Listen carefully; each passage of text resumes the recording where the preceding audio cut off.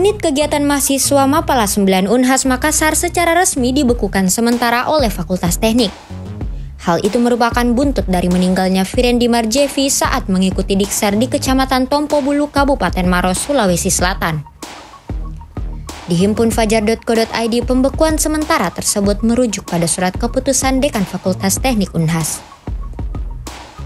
Kabak Humas Unhas Supratman S. Atana saat dikonfirmasi perihal pembekuan UKM Mapala 9 Fakultas Teknik tersebut menuturkan pembekuannya telah dimulai dari Senin 16 Januari 2023.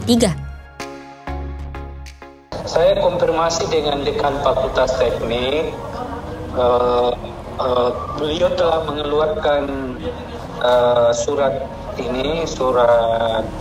keputusan bahwa kegiatan sementara Fakultas Teknik itu diberhentikan.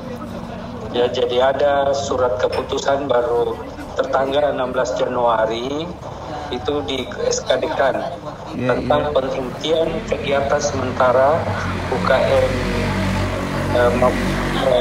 UKM Mapala 9 dan pembentukan